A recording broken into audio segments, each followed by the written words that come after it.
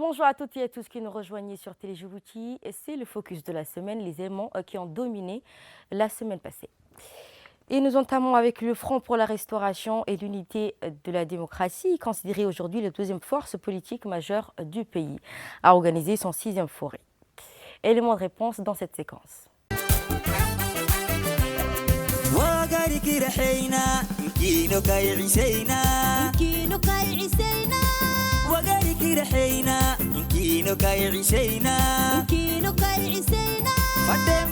فدم أبيت فرودا ددل أعيدو فريد ددل أعيدو ددل أعيدو فريد ددل أعيدو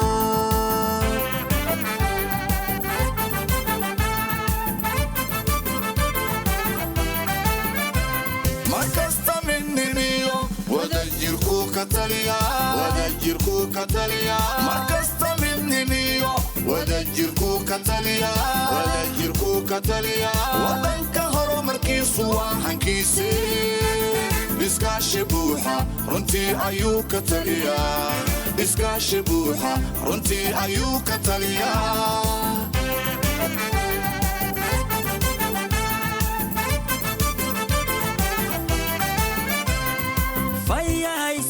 فريد فيايسا فيايسا فريد فيايسا Le Front pour la restauration et l'unité et la démocratie a tenu son 6e congrès extraordinaire à un rendez-vous majeur au cours duquel les membres militants et sympathisants de ce parti ont investi à l'unanimité la candidature du président, son excellence Ismaël Omar Guelleh, pour l'élection présidentielle de 2026.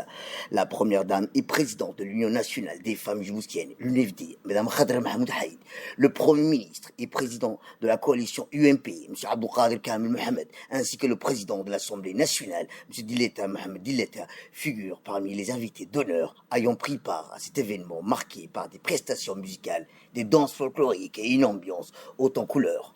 La tenue, ce 6e congrès extraordinaire du Front pour la restauration de l'unité et la démocratie, a constitué un moment crucial pour la direction du parti. Le moment le plus marquant de cette journée fut l'arrivée de la première dame et présidente de l'Union nationale des femmes djiboutiennes, Mme Khadra Mahmoud Haïd, invitée d'honneur du congrès, accueillie à son arrivée par l'ensemble des membres de l'exécutif du FRUD, le Premier ministre et président de la coalition UMP, son Excellence Abdelkader Kamel Mohamed, le président du Parlement, son Excellence Dileta Mohamed Dileta, les dirigeants des partis membres de la coalition de l'UMP, le RPP, le PND, l'UPR et le PSD, des parlementaires, des membres du gouvernement, des hauts responsables de l'administration ainsi que des nombreuses autres personnalités ont également pris part à ce grand rassemblement.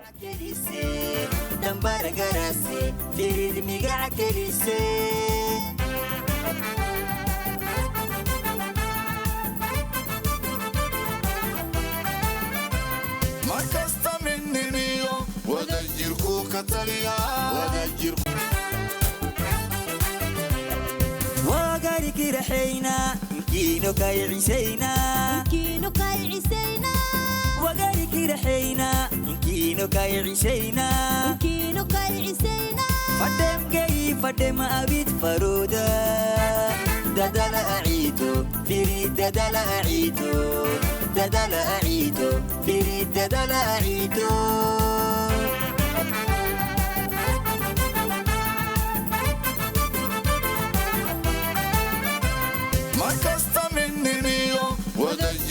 كتاليا ودجركو كتاليا ما كستا مني ميو ودجركو كتاليا ودجركو كتاليا ودنك هرو مركيسو وحنكيسي بسكاش بوحة رنتي أيو كتاليا بسكاش بوحة رنتي أيو كتاليا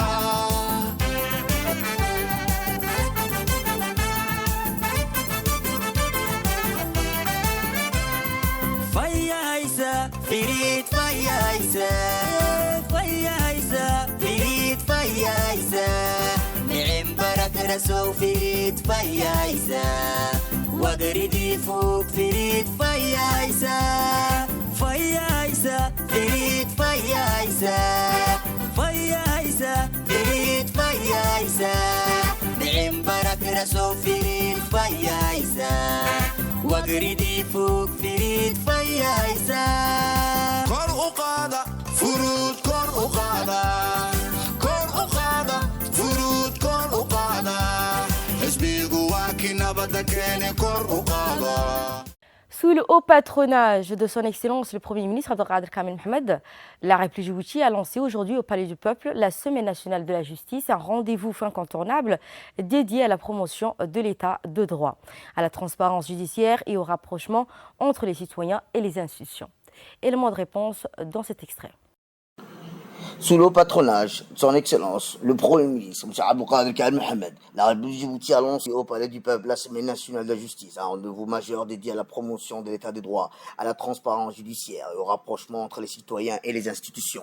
La cérémonie d'ouverture de cette semaine spéciale du 3 jusqu'au 10 placée sous le thème Justice, proximité et confiance a réuni de hautes personnalités, notamment le ministre de la Justice, des Affaires pénitentiaires, Alassane Bahdon, président de la Cour suprême, Djama Suleiman, ainsi que les principaux acteurs du secteur judiciaire, magistrats, greffiers, avocats et experts juridiques. Tout au long de cette semaine, plusieurs activités étaient organisées afin d'informer, sensibiliser, mobiliser l'ensemble des citoyens sur le fonctionnement de la justice et les réformes engagées. Parmi les initiatives phares, des journées portes ouvertes au Palais de la Justice, permettant au public de découvrir de près les services judiciaires, d'échanger avec les professionnels du droit et de mieux comprendre le traitement des dossiers.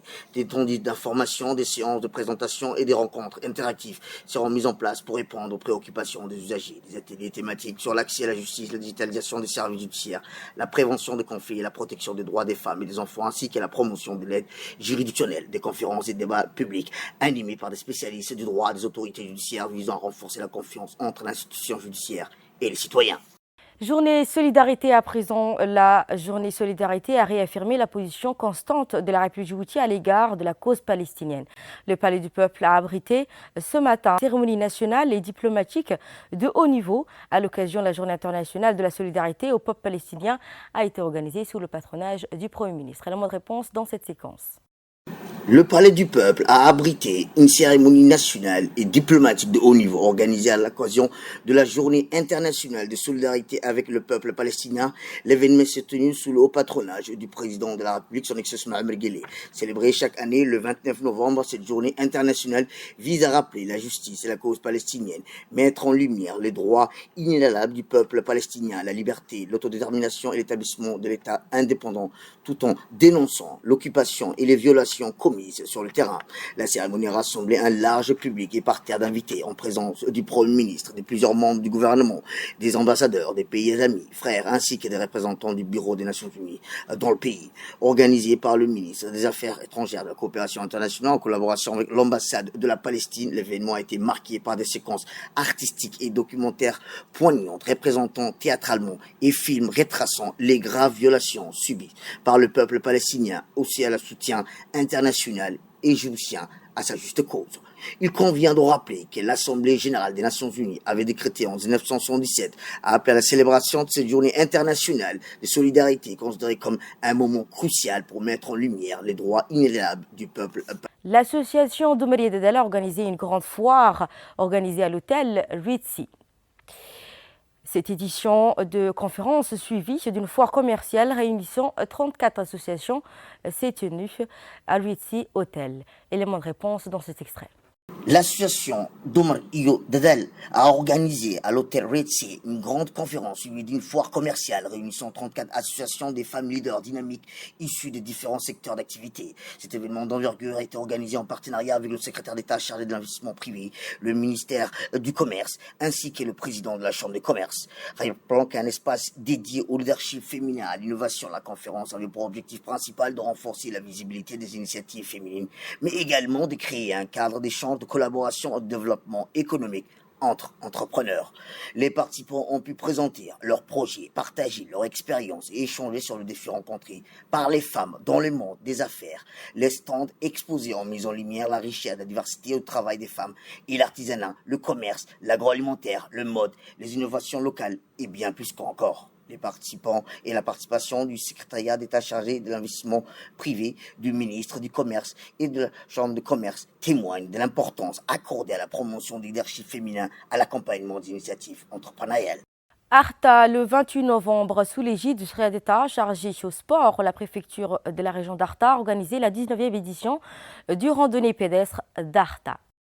Sous l'égide du secrétariat d'État chargé des sports, la préfecture de la région d'Arta a organisé la 19e édition de la randonnée pédestre d'Arta. Cette année, placée sous le thème « Ensemble pour un climat sain et un environnement durable » depuis jeudi soir, la petite ville d'Arta était en effervescence, accueillit des milliers de personnes venues de toutes les régions de la République de Djibouti. Le centre d'accueil, foyer, établissement scolaire était bondé avec des bus affrétés pour l'occasion, déversant des participants désireux de prendre part à cet événement marquant. La randonnée a rassemblé des jeunes, des moins jeunes, tout en unis pour promouvoir la paix. L'événement, couronné par des manifestations culturelles et ponctué des discours, a vu la participation de plusieurs membres du gouvernement, dont le secrétaire d'État chargé des sports, Hassan Mohamed Kamil, le ministre de l'Énergie, Younis Ali Guidi, le ministre du Commerce, Mohamed Warsama Diriye, sans oublier de nombreux parlementaires, de hauts responsables de l'armée, de la gendarmerie, de la garde-côte, dont le colonel Wash Omar Boré. Dans son intervention, le ministre a rappelé et a salué l'organisation de cet événement et a remercié la préfecture d'Arta ainsi que la population pour la mobilisation. Il a souligné l'importance de la paix comme fondement des dynamiques sociales et politiques, évoquant la nécessité de répondre aux aspirations du peuple. Et nous terminons donc avec la FIFA arabe COP25 qui a donné le coup d'envoi à Doha lundi dernier. Le championnat de la Coupe arabe de la FIFA Qatar 2025 officiellement démarré lundi dernier, réunissant 16 équipes nationales issues du monde arabe.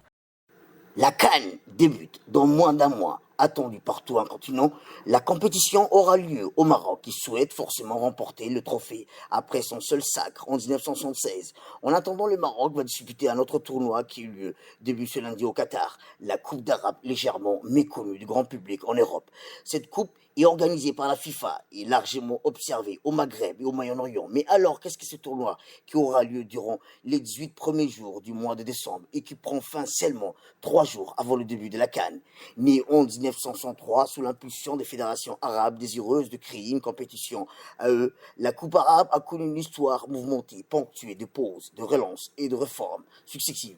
Longtemps considéré comme un tournoi intermittent, elle a progressivement gagné en crédibilité, notamment grâce à l'implication croissante de l'UEFA, l'Union des associations arabes du football, l'amélioration du niveau général des sélections participantes, la dernière édition 2021, plus médiatisée et mieux organisée avec l'appui de la FIFA qui a pris les relais de l'UEFA, a permis d'installer durablement la compétition comme un rendez-vous attendu dans le monde arabe, mettant en lumière à la fois des rivalités historiques et l'émergence de nouvelles nations compétitives. Les marchés financiers mondiaux scrutent les perspectives technologiques d'Alphabet et les dynamismes positifs sur le marché japonais. Élément de réponse dans cette séquence. Les marchés financiers mondiaux scrutent les perspectives technologiques d'Alphabet et les dynamiques positives des marchés japonais. Les investisseurs portent leur attention sur l'évolution majeure du secteur technologique mondial, notamment autour d'Alphabet, la société mère de Google. Les tendances liées à l'intelligence artificielle et aux services du cloud computing suscitent un intérêt marqué en raison de leur capacité à renforcer la compétitivité de l'entreprise et à impulser de nouvelles tendances des investissements dans l'économie numérique. Les analystes suivent de près les performances des activités considérées comme catalyseurs, innovation de croissance durable.